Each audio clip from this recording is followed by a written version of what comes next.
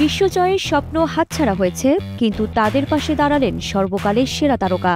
মরক্কোর বিপক্ষে ফাইনালের পরাজয়ে ট্রফি না পেলেও লিওনেল মেসির হৃদয়ে জয় করল আর্জেন্টিনার অনূর্ধ্ব-20 তরুণরা।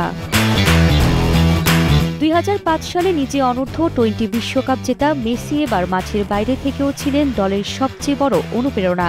দিয়েগো প্লাসেন্তের ছেলেদের প্রতিটি ম্যাচই তার সমর্থনের ছোঁয়া ছিল।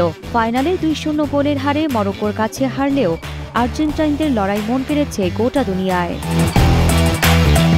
ম্যাচ শেষে ইনস্টাগ্রামে মেসির আবেগঘন বার্তায় ফুটে উঠল ভালোবাসা ও গর্ব। মেসি লিখলেন, মাথা উঁচু করে রাখো ছেলেরা। একমাত্র স্মার্ট সিটি বসুন্ধরা, আধুনিকতায় এক ধাপ এগিয়ে। তোমরা দারুণ একটি টুর্নামেন্ট খেলেছ। যদিও আমরা সবাই চেয়েছিলাম তোমাদের হাতে কাপটি দেখতে, তবুও তোমাদের পারফরমেন্স আমাদের আনন্দ দিয়েছে।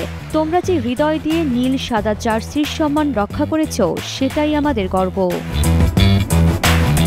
আর্জেন্টিনার কোচ দিয়েগো প্লাসেন্তেও ম্যাচ শেষে স্বীকার করেন, আজকে পরিস্থিতি আমাদের আগের ম্যাচগুলোর চেয়ে আলাদা ছিল।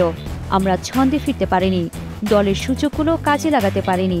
যদিও শিরোপা হাতছাড়া, কিন্তু ভবিষ্যতের আশার আলো দেখছেন সবাই এই তরুণ দলের মাঝে।